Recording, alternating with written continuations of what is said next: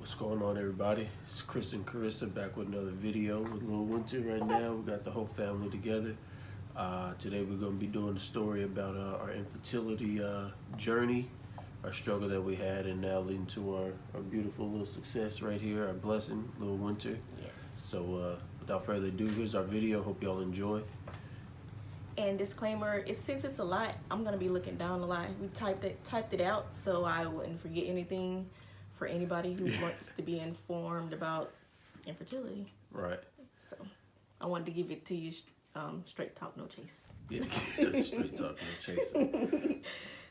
Okay, so before we started trying to have a baby, I was suffering from miscarriages. I suffered, what, how many? I'm not sure. men forget. I think I suffered from 2. And when I say I think, because I've had so many miscarriages to where I've lost count. I know that sounds crazy, but I actually lost count of how many times I've had a miscarriage. Well, before me, with her, before she had a miscarriage and she had an ectopic. Yeah. And she had a tube that they had to take because of a previous procedure. Yeah, it ruptured. It ruptured, so that left me with one fallopian tube. Okay, so we'll get back to when we started trying. We started trying. I remember we were in Denver. We didn't start trying in Denver, but we're in Denver, and it was July 15, I think, for Granddad's birthday. Yeah, we were just talking. It was like, let's when we get back, let's try to start having a baby. So when we got back, we started trying, and I immediately got pregnant. I was like, wow. Yeah, we don't got no problems there. Yeah, we never had a problem getting pregnant. I immediately got pregnant, so I was excited. We didn't tell anybody. Took a pregnancy test when I missed my cycle, and I was still in the military then, so I went to the clinic, and they in the military, even though you took a pregnancy test at home, they want you to do a blood test with them so they can verify it. So I did it with them, and they told me my numbers were pretty low. What I mean by numbers is HCG levels. So your HCG levels are supposed to be like from I was supposed to be around 6 weeks, so at least they were probably supposed to be in like 10,000 or something like that, and they were very low. Do you remember? I don't remember none of this. She said 2015. I remember you going from there. So I had a miscarriage right after I went to the clinic, and that was devastating because we were trying. So, and I went back to the clinic, and they were like, okay, miscarriages happen all the time. They called it a spontaneous abortion. Yeah. Meaning that your body, nothing that you did, could have stopped the miscarriage from happening. So I was like, okay, we could try again. And pretty sure we tried again after that point, and because I wasn't on birth control at that point. And I'm pretty sure we tried again, and then came up to the same result. And I don't know how many times you have to come up with that result before they send you to a specialist. You have to have 3 miscarriages or a year of trying. Right. And it has to be with the same person, of course. Right. And so we got to that point, which was obviously devastating again because, like you said, you had to have 3 of them. So that was 3 miscarriages. And me, it was all fresh for me because, I'm pretty sure it was, fresh for her. But I was like, wow, what is this? Not knowing nothing that's going on. And she had, like I said before, had, this similar problem. But it was all brand new for me, and I didn't know how to deal with it. So I just, dealt with it internally, not, letting her know anything about how I was feeling. But for the most part, I just knew we both had to be strong, and I wanted to be strong for her. But so after that point, we had dealt with all that, and then we went to the fertility specialist, and that's when we began, treatment from them. Yeah, so that's when everything, I was like, okay, we're about to get pregnant now, because they're specialists. Just knew it was about to happen. So when I first got there, they tested me for a plethora of autoimmune diseases, which is lupus and thyroid problems. It's a whole bunch of them. So I got tested for all that. I got sent to a hospital in Destin where they tested my HSG level, HSG, and that's when they put some kind of dye in your uterus to see if your tubes are open. And the only tube that I had left was open, so that was fine. My test came back, all the autoimmune diseases, I didn't have anything. And what they did test me for, it's not an autoimmune problem. It was came back that I had low ovarian reserve, which is my egg quality and or quantity was low for my age. So they did find out that, but it was so weird that my quantity was low, but I was still getting pregnant.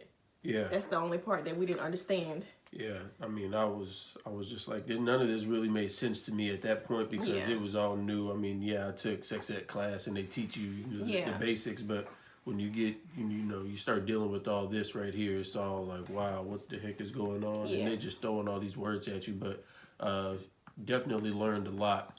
And at the time, I could speak it like I was a doctor. I basically was a doctor because I was rattling all stuff like got my MD. But she was getting poked and pried, and they was messing with her every time we went to an appointment. Yeah. It just seemed like they weren't letting up. And after a certain amount of times, I had to start giving her shots, and that really had me feeling like a doctor. But yeah, so during they test you for your whole cycle, meaning your whole 28-day or however long your cycle is. They will give you ultrasounds to see what's going on internally, to see if there is any scar tissue, to see if your cycle is going on how it's supposed to go, and everything was on point with mine. Like nothing was wrong. They always would say your uterus is like the textbook, nothing was wrong. And I had two choices. I could either do the in vitro route, which the military does not pay for. The military only pays for your visits to see a specialist and to see what you can do at a specialist. And they pay for them trying to get me pregnant. So how much was that IVF? Did they tell us? Yeah, so it was like 9,000 to 11,000 without military discount, and the military discount was about 2,000. So we was gonna be looking at least 7,000 total expenses with everything, and that doesn't count medicine. You have to pay for your medicine. Right. Yeah, you got to pay for all your own medicine and stuff. So it's they taxing on that, boy. They're trying to make you pay. So yeah, we decided to go with them monitoring my cycle the whole time, so we could get pregnant on our own. So they put me on injections, FHA injections that he would have to inject me in my stomach. This would happen once before I start ovulating, like the week or two before I start ovulating. I'm laughing because I remember having to give her the shots, boy. And they sting so bad. So those shots, they make follicles.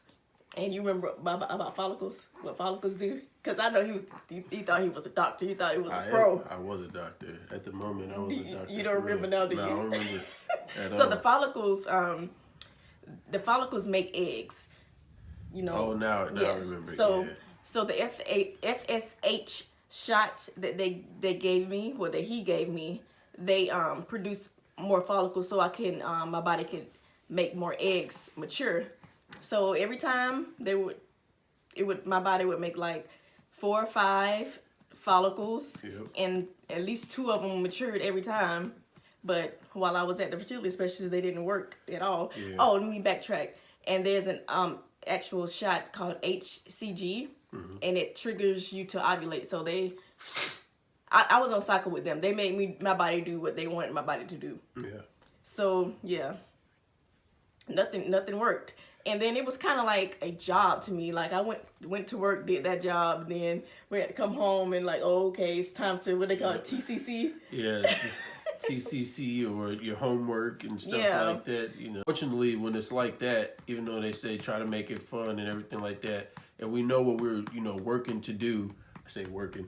That's what what it what we're was. trying to do. Yeah. It just at times it just didn't seem genuine and stuff like that. So it started to become, I don't want to say a burden, but it felt a little weird, Yeah. doing it that way. But at the end of the day, it was I mean we were trying to have a baby, and so we pushed through and we tried to make it happen. August 16 is when I had my last miscarriage from when we were seeing a specialist, because we stopped seeing the specialist because we weren't getting anywhere. So I'm like, we're just gonna take a break. So that last one, I went to the ER and we this is before the doctor. Oh yeah. So this is before that. I went to the ER and I was having excruciating pain on my right side.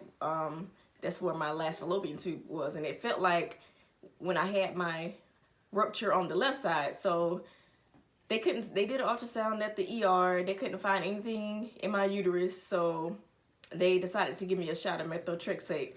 And methotrexate kills cells, so Yeah.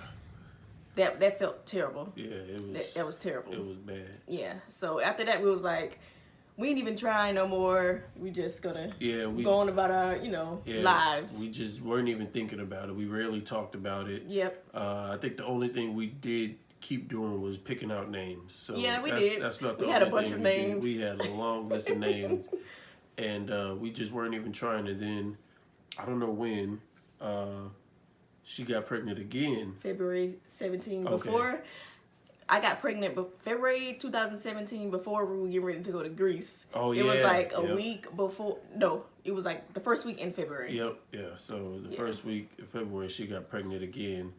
And everything was looking regular once again, and then I don't know what type of pain you were feeling. The same type of pain that I was feeling in my tube. I was like, something must be wrong with this tube. Yeah. But so it's a black doctor. Yeah, it was a black doctor. This time we went into the ER, and they did all their tests, and it came back, the same result.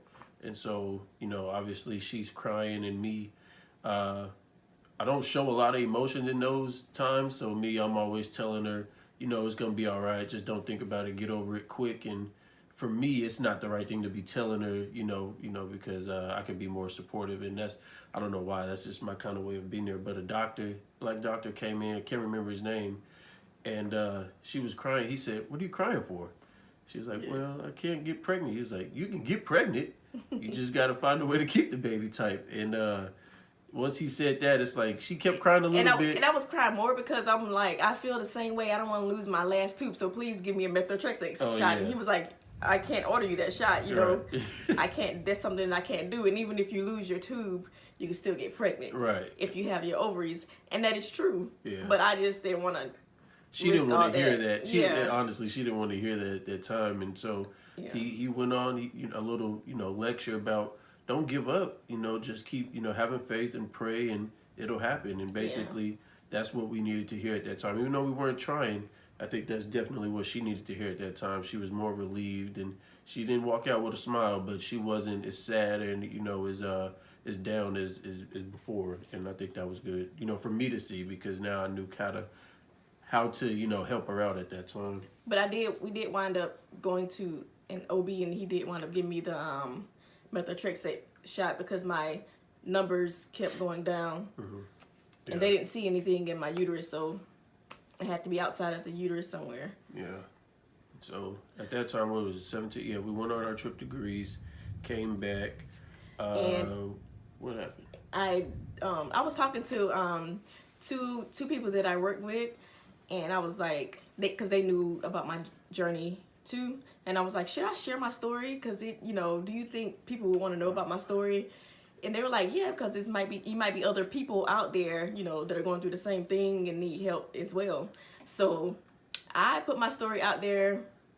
I keep everything in. We both do. I remember that. I was in Vegas. I was TDY in Vegas.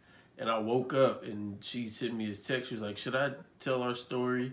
And I was like, I don't know if you want to. And I knew how to respond, but at that time I just didn't want to tell her no. Because we both we both like to keep stuff in and not let everybody into our business. And she sent me everything what she was gonna put. And I was like, yeah, I think you can tell. And so she told it. and seeing the reaction from everybody that she put it out on Facebook, I think that was, lifted her spirits, and then that lifted mine to see her spirits lifted up.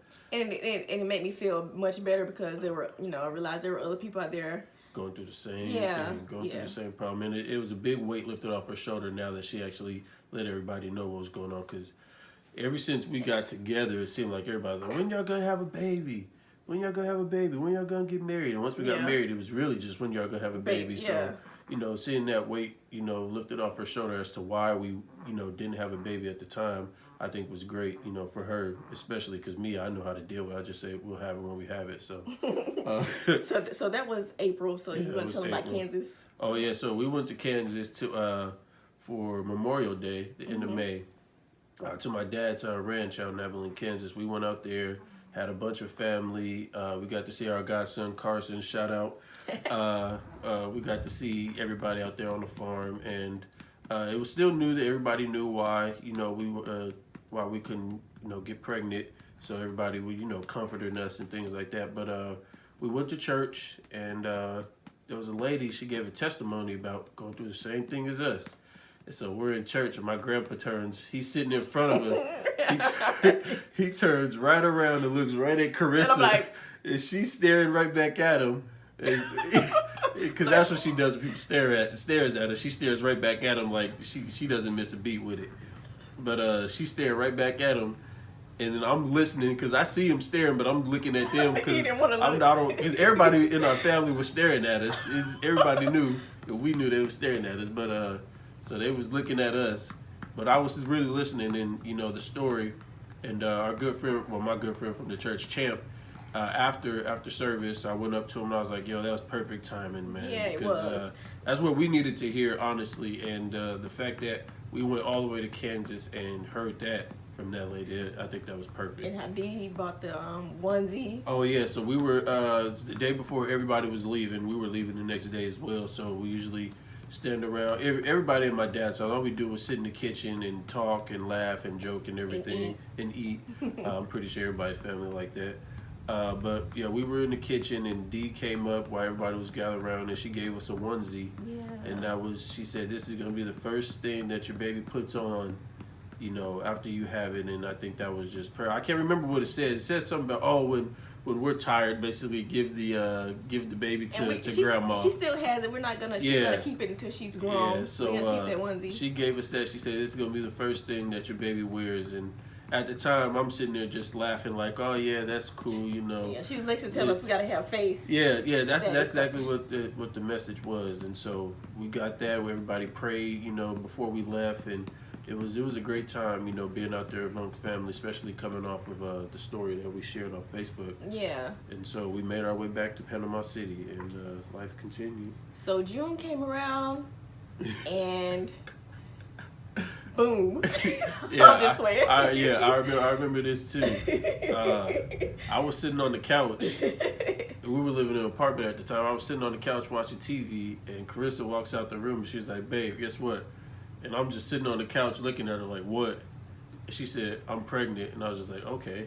And just kind of went back to watch TV. Because it's okay. He said it like that because it has been so many times that I've told him that I'm pregnant. Yeah. And both of us thinking like, "Oh, here we go again." Yeah. And this time he had bought me a plane ticket to go to New York with my friends. Yeah, for my birthday, and I'm like, I'm gonna have a miscarriage. I'm gonna have to miss. I was thinking negative. I'm gonna have to miss out on going to New York with my friends. Yep. And so that's what I was thinking.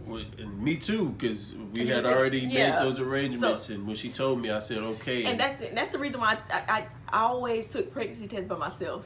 Yeah. Just so if they were negative, I didn't have to tell him anything at all. I'm like, okay, I took the pregnancy test. I threw it in the trash can. I think she knows I have like the worst first reactions ever. Yeah. Like when she tells me something. And that makes me feel so much worse. Because I don't know. I don't really go by the zodiac thing, but I'm a Cancer. Yeah. And some things I read about cancers, it feels like it's true to me. And I just can't deal with things. But she told me she was pregnant, and I think after that, I didn't think much of it after. I was just like, all right, it's going to be the same. And one week would turn into 2 weeks. Two weeks turned into basically a month, and she was still pregnant. And I think after the first month, I was like, all right, it was serious because she was already getting sick. Yeah, I see. I never got sick before with any of my other pregnancies, and one thing I did do, don't pray for anything that you don't want to happen, because I prayed to God that I was like, God, please let me have morning sickness. I just want to feel like I'm pregnant. She said, I want to be as sick as a dog. I remember her saying, I was like, she I want don't to be care how sick, sick she gets. and on my way driving, because I drove all the way to Atlanta to the airport to fly to New York.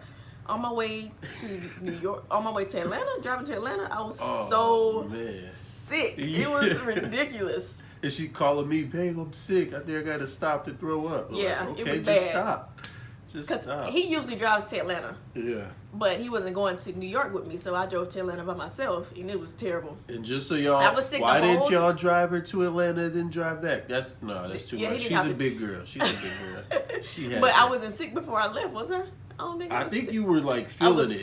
feeling it. it was coming on. I think her sickness started and got worse in New York. I think it got worse in New York. It wasn't good at all. Yeah. It wasn't good at all. We only who did we tell? We told your Keisha, Lisa. I didn't tell Keisha Oh, until you I told got Lisa. to New York. Okay, yeah, you told Lisa. I had to tell her. I told my mom, my dad, and Dee. That's what we told. We told them everybody to pray for us and just don't tell nobody. And Yeah. I'm actually surprised they didn't tell anybody. I know, because my mama, she has a friend in New York, and she was telling her friend that I was sick, and her friend was like, "Oh, she's probably pregnant." And my mom said she didn't say anything. She was like, "I don't know." She I might don't be. think so. No, she didn't say that. No, I'm just saying it is. Oh, yeah. she's like, "I don't know." Yeah. So backtrack. Every time I made the appointment when I had my previous miscarriages, I always made an appointment to see an OB, and I never made it. I was never able to make it to see the OB because I would have a miscarriage before. So this time around, nothing happened. I'm like, Oh yeah. I made it to see the OB. Yeah. And you had ALS that day on my first one, because remember. Oh yeah, I did. I had ALS. What's I was ALS? in Airman Leadership School for they think it's some type of disease or something. Airman Leadership School. That's what we do in the on my in first the Air appointment, and Force. he couldn't get out of it. Yeah. No, I had supervisor safety training. That's that what day. it was, yeah. Supervisor safety training.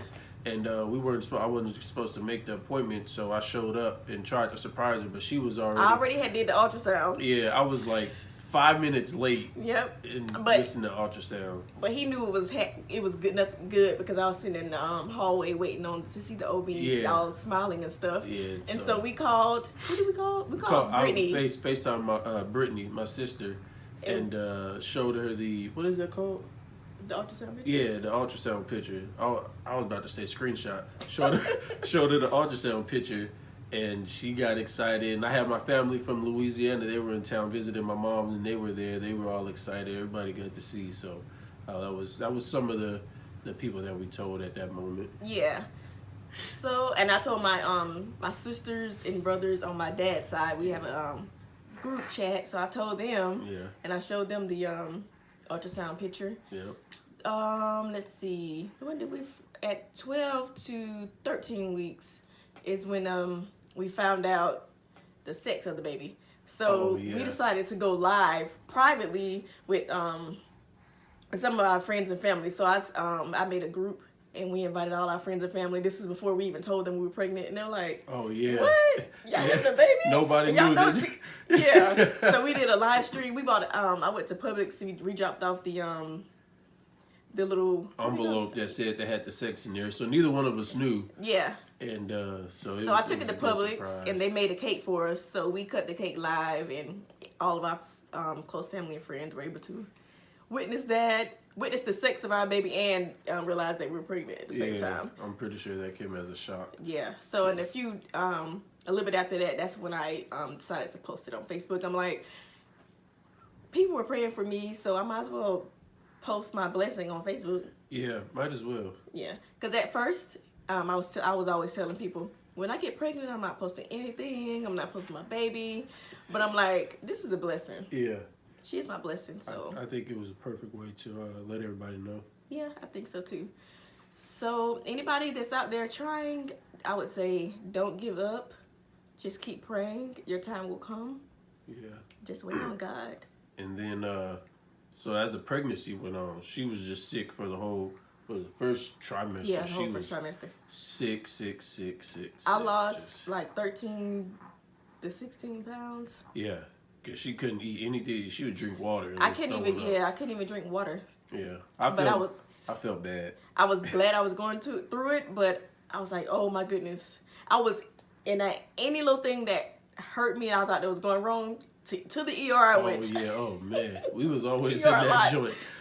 We was Yeah. always in that joint. Winter didn't kick more than 3 times in a minute. She was, let's go to the ER. I got a Doppler so I could hear her on my own. And so we was, at that time, we was still living in the apartment. We was on the 3rd floor. And so she was having to walk all the way up and down them stairs. And we were like, you know what, let's look at buying a house. And that was a smooth transition. We bought a house in the beginning of December, moved in, and we were getting settled in. We were in here for about a month, 2 months, and then little Winter showed up. Yep, showed up 3 weeks early. And she showed up 3 weeks early because I went into my 1 week checkup, because I was getting my 1 week checkups then, and my head was hurting so bad and my blood pressure was up. So to be on the safe side, they decided, since I was already full term, they decided to go ahead and induce me. Yeah, so. And we were so scared. Well, I was. Scared ain't the word. Or scared times 3. I was super nervous. I didn't know what to do, but luckily we had things pretty much. I think the only thing we didn't have was our bags. We didn't have our bags back, so I had to come. Well, to you know the what? I house had a and little pack stuff in my bag. Yeah, she had a little stuff, but we had to her bag get was our packed. bags. But luckily we had we were in the hospital for 2 days before she came. Yeah, so he was able. We had time to go back and forth from the hospital back here to the house and grab stuff if you needed. But yeah, it was February 7th. Yep. Little Winter showed up. Yeah, our little blessing showed up. So that's our story right there. I mean, it's the best story that I could have ever had, and it was an amazing journey. Yeah. Especially when you see everything that she has been through, and then now tagging along with her, going through it with her is definitely something else. And so yeah, what would you give advice to the men out there? Just be supportive. As much support as you can give. It doesn't matter if you're being overbearing. Just keep being supportive, because that one time that you don't say something and she might need it, even though she tells you she's fine, just keep being there for her, because it's going to be times that she may be crying and she's not there by you, and just the fact that she heard you tell her in the morning time or at night or something that you love her and that everything's going to be all right. Just be there, and I'm pretty sure it'll help out. It'll help her out at all. Because I remember he wrote me a letter. I still have that letter. He put it in my car for me to see on my way to work. Yeah, I was like, things like that helps out a lot. Yeah, because she cries real quiet, and so I do. She don't be trying to let me hear it, and I make fun of people who cry because everybody is ugly when they cry, and so that makes me laugh. But I tried my hardest not to laugh around her when she cries, and so. You want to laugh at me? Yeah, because people is ugly when they people ugly when they cry, so I start laughing. But I don't anyway, make no faces, do I? Just be crying. Yeah, no, you ugly when you cry. You ugly when you cry. But yeah, I wrote a letter just to let her know that I was there for her. If she ever needed anything, that I was gonna be there for her, and if whatever situation came about, I was still gonna be here with her by her side. I just want to let her know that. Yeah. So, that's the advice I would give. You suck. Cause God.